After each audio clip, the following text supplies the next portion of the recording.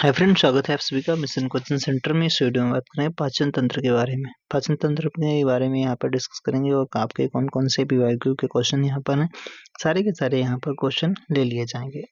तो दोस्तों, अगर चैनल पे पहली बार आए हो तो चैनल को सब्सक्राइब जरूर कर लेना, आपको यहाँ पर इंपॉर्टेंट सारे सवाल आपके मिल जाएंगे। चलिए देखते हैं। तो यहाँ पर ये अगर बात की जाती है, लार में आपका टाइलिन एंजाइम होता है और ये आपका अगर बात की जाती है ग्रॉसनली भोजन को आमाशय तक ले जाना इसका कार्य होता है। डायाफ्राम होता है, आमाशय HCl का स्राव होता है। HCl होता है, पेप्सिन एंजाइम का स्राव होता है। प्रोटीन का पाचन आमाशय में ही होता है। छोटी आंत में क्या होता है भाई, कार्बोहाइड्रेट का पाचन होता है, फैट का पाचन होता है, प्रोटीन का पाचन होता है, पचे हुए पोषक पदार्थों का अवशोषण होता है। बड़ी आंत में जल का अवशोषण होता है। गुदा में आपका मल त्याग होता है। ये सारी चीजें आपका होती हैं। और वहीं अगर हम बात करते हैं कि कि यहाँ पर अगर ये अपेंडिक्स होता है, ठीक है, अग्नाशय, अग्नाशय से यहाँ पे कई सारे सवाल पूछे जाते हैं। अग्नाशयी रस होता है इसमें। लीवर में क्या होता है, लीवर में आपका पित्त का उत्पादन होता है, ग्लाइकोजेनेसिस क्रिया होती है, यूरिया का संश्लेषण होता है। पित्ताशय में क्या होता है, वसा का एमल्सीकरण होता है। अब यहाँ पे अगर बात करते हैं, अब चलते हैं इंपॉर्टेंट क्वेश्चन की ओर चलते हैं। पहला क्वेश्चन है, मानव शरीर का पाचन अधिकांश भाग किस अंग में संपन्न होता है? तो आपका छोटी आंत में होता है। किसमें होता है? छोटी आंत में भाई साहब होता है। किसमें होता है? छोटी आंत में होता है।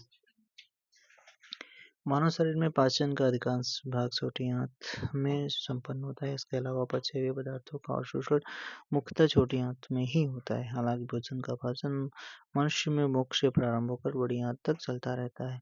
कड़वाहट के लिए मानव जीभ का संवेदनशील क्षेत्र कौन सा है? यानी कड़वाहट के लिए कौन सा आएगा? तो पीछे वाला पार्ट आएगा। पीछे वाला पार्ट आएगा। यहीं पे अगर बात की जाती है, मानव जीभ का अग्र छोर यानी आगे आपका मीठे वाला, पश्च भाग कड़वे वाला और पार्श्व किनारे खट्टे तथा अग्र छोर तथा किनारे नमकीन स्वादों का अनुभव करते हैं। मनुष्य की मुख गुहा में किसका पाचन प्रारंभ होता है? तो मुख गुहा में आपका स्टार्टिंग में ही आपका हो जाता है, कार्बोहाइड्रेट का पाचन प्रारंभ हो जाता है। मनुष्य की मुख गुहा में लार में उपस्थित एमाइलेज एंजाइम होता है। लार में क्या होता है? लार में एमाइलेज एंजाइम स्टार्च को माल्टोज तथा डेक्स्ट्रिन में तोड़ देता है। इस प्रकार मुख गुहा में कार्बोहाइड्रेट का पाचन होता है। लार में किसके पाचन में, लार निम्नलिखित में से किसके पाचन में आपका मदद करती है? तो आपका स्टार्च के पाचन में मदद करती है। लार के पाचन कार्यों में शामिल है भोजन को गीला करना और भोजन की लुगदी बनाना हो ताकि उसे आसानी से निगला जा सके। लार में एमाइलेज एंजाइम होता है जो स्टार्च को शर्करा में तोड़ता है।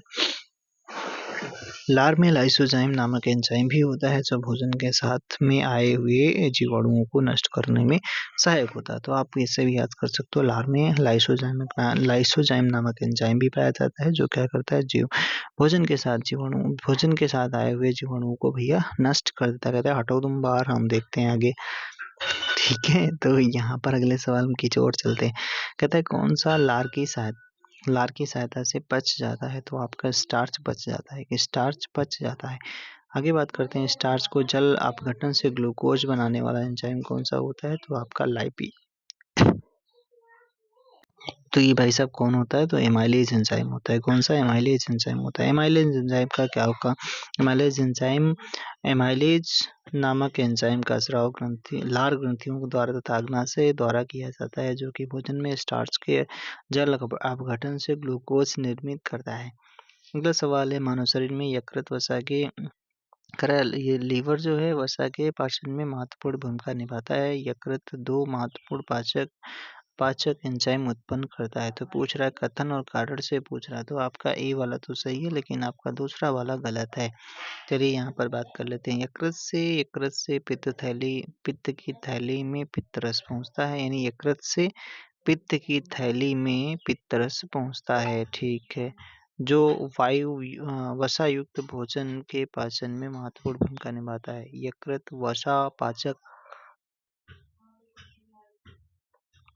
यकृत जो है वसा पाचक एंजाइम नहीं उत्पन्न करता है। हाइड्रोक्लोरिक एसिड किस अंग में स्रावित होता है? तो अभी जस्ट पढ़ा गया था, किस में होता है भाई साहब? आमाशय में होता है, आमाशय में होता है।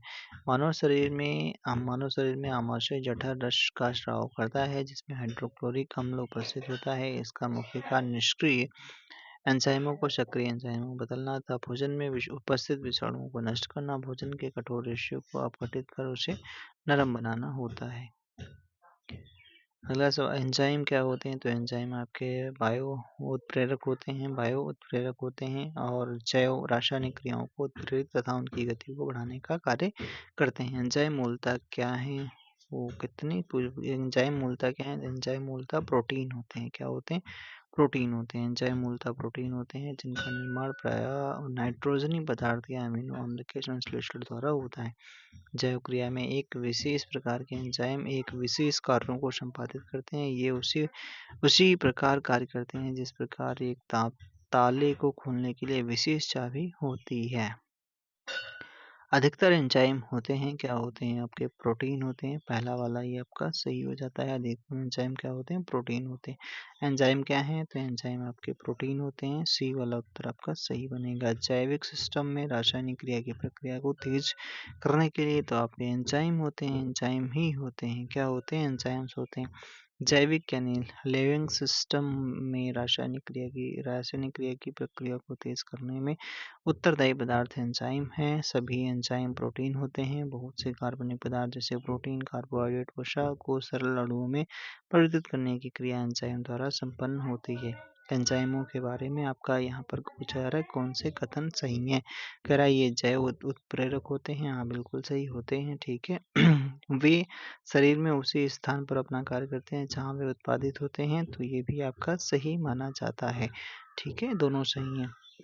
एंजाइम जैव उत्प्रेरक होते हैं। वे विशिष्ट जैविक क्रियाओं को अति उच्च दर से संपन्न कराते हैं। एंजाइमों के बिना जैव प्रक्रियाएं अति मंद दर से होती हैं। सामान्यतः एंजाइम उसी स्थान पर कार्य करते हैं जहां वे उत्पन्न होते हैं, जबकि हार्मोन्स अपने उद्गम स्थान से अलग स्थान पर अपना कार्य संपादित करते हैं। निम्नलिखित में से कौन सा एंजाइम है जो ग्लूकोज को एथेनॉल में परिवर्तित करने में प्रेरित करता है? तो आपका जाइमेज नामक एंजाइम जो होता है वो आपका ग्लूकोज को एथेनॉल में बदलने का कार्य करता है। तो ये आपका देख सकते हो, C2H5OH बनता है, एथेनॉल कहा जाता है, और CO2 निकलती है। किस एक की उपस्थिति यकृत का कार्य है? किस एक की उपस्थिति यकृत का कार्य है? यूरिया। ठीक है, यूरिया उत्तर हो जाता है। मानव शरीर की सबसे बड़ी ग्रंथि कौन सी है? लीवर होती है। यह उदर गुहा में तंतुपट अर्थात डायाफ्राम के नीचे आंत्र योजनी अर्थात मीसेंट्री से संयुक्त गहरे लाल भूरे रंग का होता है। इसका भार लगभग 3 पाउंड होता है। मानव शरीर का एक महत्वपूर्ण पाचक अंग है। इसके द्वारा अनेक क्रियाओं का संपादन किया जाता है। इसकी मुख्य क्रियाएं हैं जैसे पित्तरस का उत्पादन करना, रक्त प्लाज्मा के कुछ प्रोटीनों का उत्पादन करना, ग्लाइकोजेनेसिस क्रिया द्वारा ग्लूकोज का ग्लाइकोजन में परिवर्तन, रक्त में अमीनो अम्ल का नियमन तथा विषाक्त अमोनिया को यूरिया में परिवर्तित करना इत्यादि इसके कार्य होते हैं। लिपिड्स के बारे में पूछा। लिपिड्स का पाचन निम्नलिखित में से कुछ की उपस्थिति में होता है। तो आपका पित्त अम्ल की उपस्थिति में, और आपका लाइपेज जो आपका लिपिड्स एक तरीके का फैटी होता है। तो 1 और 2 वाला उत्तर आपका सही हो जाएगा। हमारे भोजन सामग्री में अधिकांश लिपिड्स सरल वसाओं अर्थात ट्राइग्लिसराइड्स के रूप में होते हैं। लिपिड्स के पाचन में लाइपेज नामक एंजाइम की महत्वपूर्ण भूमिका होती है। यह लिपिड्स को वसी अम्लों तथा मोनोग्लिसराइड्स में विखंडित करते हैं। लाइपेज एंजाइम प्राकृतिक रूप से अग्नाशय तथा आमाशय से स्रावित होने वाले रस में उपस्थित होता है। पित्त में कोई पाचक एंजाइम नहीं होता है, फिर भी यह लिपिड्स के पाचन तथा अवशोषण में सहायक होता है। यह वसा का एमल्सीकरण करता है। पेप्सिन नामक एंजाइम प्रोटीन के पाचन में सहायक होता है। एंजाइम लाइपेज का कार्य क्या होता है? तो लाइपेज का स्रोत क्या है? तो लाइपेज कहाँ से? आपका अग्नाशय से निकलता है। ठीक है। मानव तंत्र में निम्नलिखित में से कौन सा एक पाचक एंजाइम नहीं है? कौन सा एक पाचक एंजाइम नहीं है? गैस्ट्रिन नहीं है, बाकी पेप्सिन है, टाइलिन है, ट्रिप्सिन है, ये सब का क्या है? एंजाइम होते हैं। अगला सवाल, ट्रिप्सिन, टाइलिन तथा पेप्सिन पाचन एंजाइम है जिनका स्राव अग्नाशय लार ग्रंथि, टाइलिन लार ग्रंथि से होता है, बाकी पेप्सिन आपका आमाशय से होता है। ट्रिप्सिन एक पेप्टाइडीज जो पेप्टाइड्स को तोड़ने का कार्य करता है। टाइलिन एंजाइमिक एंजाइम लार में पाया जाता है जो मंड को स्टार्च मतलब मंड को माल्टोज तथा डेक्स्ट्रिन में तोड़ने का कार्य करता है, जबकि गैस्ट्रिन एक हार्मोन है जो आमाशय में जी सेल्स तथा ग्रहणी द्वारा मुक्त होती है। आमाशय के द्वारा गैस्ट्रिन अम्ल के स्रवण को उत्तेजित करता है। अगला सवाल, मानव शरीर में प्रोटीन का पाचन किस अंग में होता है? तो प्रोटीन का पाचन भाई साहब किस में होता है? आमाशय में होता है प्रोटीन का पाचन होता है। फैट का पूछता है तो फैट का मुख गुहा से ही स्टार्ट हो जाता है। मानव शरीर में प्रोटीन का पाचन आमाशय से होता है, हालांकि पाचन का अधिकांश वक्त छोटी आंत में संपन्न होता है। पचे हुए पदार्थों का अवशोषण भी छोटी आंत में ही होता है। कौन सा एंजाइम प्रोटीनों को अमीनो अम्ल में बदलता है? प्रोटीनों को अमीनो अम्ल में बदलने का कार्य किसका होता है? पेप्सिन एंजाइम का होता है। ठीक है, जाइमेज आपका अभी जस्ट आपका यूरिया को मतलब किसको कार्बोहाइड्रेट मतलब हाँ कार्बोहाइड्रेट को किस में बदलता था? तो वो बदलता था किसको भैया? वो उसमें एथेनॉल इथिल अल्कोहल C2H5OH में बदलता है। ठीक है, अगला सवाल, हमारे आहार में प्रोटीनों का वाचन क्षुद्र ठीक है, 1 मिनट यहाँ पर लिखा है हमारे आहार में सभी प्रोटीनों का पाचन केवल, अरे ये गलत लिखा है, केवल तो काट ही दो, क्षुद्रांत में ही होता है, गलत है। अग्नाशय से प्रोटीनों का पाचन करने वाली एंजाइम को क्षुद्रांत में छोड़ा जाता है। हाँ ये तो सही है, दूसरा वाला करण आपका सही हो जाता है। आहार नाल में प्रोटीनों का पाचन आमाशय से ही प्रारंभ होता है, जिसके लिए जठर रस में पेप्सिन नामक एंजाइम भोजन के प्रोटीन को पेप्टोन में बदल देती है। आमाशय के पश्चात भोजन जब ग्रहणी में पहुंचता है, ठीक है, मतलब डुडेनम में पहुंचता है, तो आपका अग्नाशय द्वारा अग्नाशयी रस भोजन से जा मिलता है, जिसमें प्रोटीन के पाचन के लिए ट्रिप्सिन नामक एंजाइम होता है जो प्रोटीन को पॉलीपेप्टाइड में परिवर्तित करता है। ट्रिप्सिन एंजाइम, ठीक है, प्रोटीनों को। अगला सवाल पूछा गया, प्रोटीनों के पाचन में सहायक एंजाइम कौन सा होता है? तो आपका ट्रिप्सिन एंजाइम होता है। ठीक है, अगला सवाल, कौन से परिवर्तन से एंजाइम ट्रिप्सिन उत्प्रेरक का कार्य करता है? कौन से परिवर्तन में एंजाइम जो है ट्रिप्सिन उत्प्रेरक का कार्य करता है? तो आपका प्रोटीन को अमीनो अम्लों में परिवर्तन में। ठीक है, ट्रिप्सिन नामक एंजाइम का स्राव अग्नाशय कहाँ से भैया? अग्नाशय द्वारा किया जाता है, जो कि प्रोटीन को अमीनो अम्लों में परिवर्तन के लिए उत्प्रेरक का कार्य करता है। ध्यातव्य है कि अग्नाशय का एक मिश्रित ग्रंथि है जिससे हार्मोन तथा पाचन रस का स्राव होता है। पाचक रस क्षारीय होते हैं और उन्हें अग्नाशयी रस भी कहते हैं। मानव शरीर में पुच्छ कौन सी संरचना में संलग्न होते हैं? पुच्छ आपके किस में होते हैं? बृहदांत में होते हैं। ठीक है, किस में होते हैं? बृहदांत में होते हैं। मानव शरीर में स्थित पुच्छ जिसे अपेंडिक्स कहा जाता है, क्रमरूप परिशिष्ट का एक अवशेषी अंग होता है। ठीक है, यह छोटी वह बड़ी आंत के जोड़ के पास में होता है। इसका आकार छोटे क्रम की तरह होता है जो बड़ी आंत से सीकम द्वारा जुड़ा होता है। आरंभ में जीवन पूर्णतः शाकाहारी था, जिसमें सेलुलोज युक्त पत्तियों के पाचन के लिए इस अंग का उपयोग किया जाता था। कालांतर में मानव सभ्यता के विकास के साथ मनुष्यों के सर्वाहारी होने के कारण इस अंग का कार्य समाप्त हो गया। इस प्रकार यह अंग वर्तमान समय में अवशेष मात्र रह गया, जबकि शाकाहारी जंतुओं जैसे गाय, बैल इत्यादि में सेलुलोज पाचन हेतु पुच्छ आज भी विकसित अवस्था में है। ओके आगे बात करते हैं। अगला सवाल कह रहा है कि मानव शरीर में क्षुद्रांत के 3 संरचनात्मक भागों की लंबाई क्रमशः आपका ह्रासमान क्रम में, मतलब कि आपका अवरोही क्रम में बताना है। तो आपका शीर्षांत होता है, फिर मध्यान्ह, फिर ग्रहणी होता है। यही वाला आपका सही हो जाता है। स्मॉल इंटेस्टाइन, तो इनको आप ऐसे याद कर सकते हो, डिडेनम, जुजेनम, इलियम। ठीक है, डिडेनम DJI, ठीक है, डुडेनम, जुजेनम और शीर्षांत जिसे आपका इलियम कहते हो, इलियम कहा जाता है। ठीक है, छोटी आंत मानव शरीर में उपस्थित क्षुद्रांत या छोटी आंत आहार नाल का एक भाग होती है। आमाशय तथा बड़ी आंत के मध्य स्थित होती है। अधिकांश भोजन का पाचन छोटी आंत में ही होता है। पचे भोजन का अवशोषण भी इसी में होता है, या ग्रहणी और फिर आपका जुजेनम, फिर आपका इलियम में विभाजित होता है। कथनों पर विचार करना है। ठीक है, चलिए विचार करते हैं। कह रहा है कि मानव शरीर सेलुलोज के पाचन में अक्षम है, असक्षम है। सही है। मानव शरीर में स्टार्च घटक एंजाइम डायस्टीज विद्यमान रहता है, तो आपका दोनों आपके सही है, लेकिन स्पष्टीकरण नहीं करता है। मानव शरीर सेलुलोज के पाचन में असक्षम है। मनुष्य के पाचन तंत्र में सेलुलोज को पचाने वाले एंजाइम नहीं पाए जाते हैं, परंतु स्टार्च अपघटक एंजाइम लारी डायस्टीज जो स्टार्च को माल्टोज में तोड़ता है, मनुष्य की लार में भी पाया जाता है, अर्थात दोनों सही है।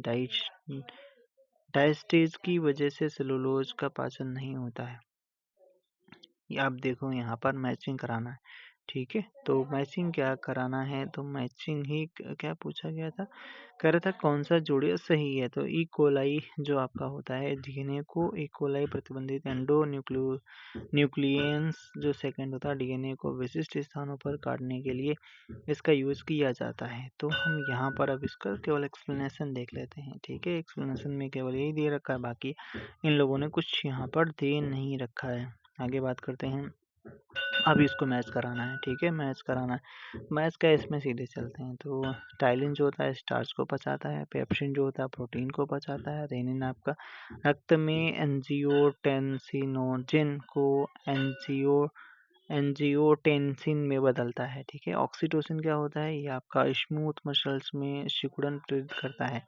ठीक है, ऑक्सीटोसिन हार्मोन जो होता है। ओके, टाइलिन स्टार्च को, पेप्सिन प्रोटीन को, रेनिन जो होता है आपका, रेनिन रक्त में एंजियोटेंसिनोजिन को एंजियोटेंसिन में बदलता है। ओके, अब यहाँ पर ठीक है, इसमें भी मैचिंग वाला ही पूछा गया है, तो इधर देख लेते हैं। विटामिन जो होते हैं कैरोटीन, ठीक है, का फिर एंजाइम पेप्सिन, पेप्सिन का एक एंजाइम है। ठीक है, टेस्टोस्टेरॉन प्रोजेस्टेरॉन ये आपके हार्मोन है। कैरेटिन जो है, कैरेटिन एक प्रोटीन होती है। ठीक है, ओके, कार्बोहाइड्रेट्स के अपघटनांतरांत अंतिम रूप से क्या बनता है, तो कार्बोहाइड्रेट के अपघटन से के रूप में अंतिम रूप से क्या बनता है भाई साहब, ग्लूकोज बनता है। ठीक है, ग्लूकोज बनता है। मानव शरीर में अतिरिक्त ग्लूकोज ग्लाइकोजन में परिवर्तित होकर भंडारित होता है, कहाँ से, तो ये यकृत में होता है। कहाँ पे, लीवर में होता है। मानव शरीर में सबसे बड़ी ग्रंथि कौन सी, यकृत, तो वहीं पे होगा, जिसका कार्य रक्त में उपस्थित अतिरिक्त ग्लूकोज को ग्लाइकोजन के रूप में परिवर्तित करके संचित करना, आवश्यकता अनुसार यह ग्लाइकोजन ग्लूकोज में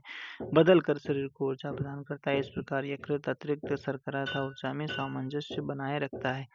यकृत एवं मांसपेशियों में जमा ऊर्जा होती है, ग्लाइकोजन के फॉर्म में होती है। अभी जस्ट ऊपर पढ़ा गया था, ग्लाइकोजन के फॉर्म में होती है। आगे यहाँ पर बात करते हैं अगले सवाल की ओर। कहता है कि 10 दिनों से अधिक दिन तक उपवास रहने पर लीवर पर क्या प्रभाव पड़ता है, तो ये आपका जो होता है लीवर में ग्लूकोज स्तर कम हो जाता है। ठीक है, ये वाला ग्लूकोज स्तर कम हो जाएगा। पित्ताशय में उपस्थित पत्थर किसका पाचन प्रभावित करता है, तो फैट का करता है। किसका भी, फैट का पाचन प्रभावित करता है। आगे बात करते हैं। मानव शरीर की सबसे बड़ी ग्रंथि कौन सी है, लीवर हो जाती है। ठीक है, लीवर ग्लैंड्स होती है। जबकि सबसे बड़ी अंतःस्रावी ग्रंथि कौन सी होती है, एंडोक्राइन ग्लैंड्स होती है। अंतःस्रावी ग्रंथि कौन सी होती है, थायराइड होती है। यकृत लगभग 15 से 22 सेंटीमीटर लंबा चौड़ा एवं भार में लगभग 1.5 किलोग्राम होता है। यह एक प्रमुख पाचक ग्रंथि है, जो कि कार्बोहाइड्रेट का पाचन, वसा का उपापचय तथा पित्त का श्रावण आदि इत्यादि इसके कार्य होते हैं। मानव शरीर में सबसे बड़ी ग्रंथि कौन सी है, आपका लीवर होती है। ठीक है, निम्नलिखित में से निम्न अंगों में से पित्त का संचयन किसमें होता है, लीवर में ही होता है। किसमें होता है, नहीं, पित्ताशय में होता है संचयन। ओके, पित्त का स्राव लीवर द्वारा होता है, किंतु इसके संचयन का कार्य पित्ताशय करता है। इसके अलावा यह यकृत से आय, पित्त से जल सोखकर इत्यादि इसका अत्यधिक सांद्रण भी करता है। पित्ताशय लगभग 8 सेंटीमीटर लंबी तथा 4 सेंटीमीटर चौड़ी अंडाकार थैली होती है, जो उदर गुहा में स्थित होती है। शरीर के किस भाग में पित्त का निर्माण होता है, तो पित्त का निर्माण लीवर में होता है। स्टोर कहाँ होता है, अग्नाशय में होता है। चलिए भाई साहब अगले सवाल की ओर चलते हैं। अगला सवाल कहता है कि यह मानव शरीर की दूसरी सबसे बड़ी ग्रंथि है। ठीक है, इसका रस एक विशेष प्रकार की कोशिकाओं से स्रावित होता है और क्षारीय होता है। इसके रस को पूर्ण पाचक रस कहा जाता है। तो ये आपका ये अग्नाशय के बारे में कहा जा रहा है। ठीक है, यकृत मानव अग्नाशय, ठीक है, यकृत मानव शरीर की सबसे बड़ी ग्रंथि है, जबकि अग्नाशय दूसरी सबसे बड़ी ग्रंथि है। अग्नाशय रस स्रावित होता है जो क्षारीय होता है, इसे पूर्ण पाचक रस भी कहा जाता है। ओके भाई साहब, अगला सवाल पूछा गया, सामान्य मानव के संदर्भ में विचार कीजिए। चलिए विचार करते हैं। चलिए भाई साहब विचार करते हैं। विचार करते करते करते करते पहला कह रहा है HCl की मौजूदगी की अनुक्रिया के रूप में ग्रहणी से सक्रेटिन उत्पन्न होता है। बिल्कुल सही है। वर्षीय अम्लों की मौजूदगी की अनुक्रिया के रूप में क्षुद्रांत से एंटेरोगेस्ट्रॉन उत्पन्न होता है। ये भी सही है, दोनों सही है, ठीक है। सेक्रेटिन नामक हार्मोन का स्राव कायम की अम्लता को से प्रोत्साहित होता है, जो कि जठरी श्रावण को रोकता है। क्षुद्रांत द्वारा एंटेरोगेस्ट्रॉन नामक हार्मोन का श्रावण होता है। तो आपका ये टॉपिक कंप्लीट हुआ। अगले टॉपिक में बात करेंगे पोस्टेड वगैरह होगा, ठीक है। वीडियो कैसा लगा भैया लाइक वगैरह कर देना और वीडियो को शेयर वगैरह कर देना दोस्तों के साथ में। आज के लिए इतना ही। Thank you, thanks for watching. अगर चैनल पे पहली बार आए हो दोस्तों सब्सक्राइब करके जाना, ठीक है। Okay, thank you.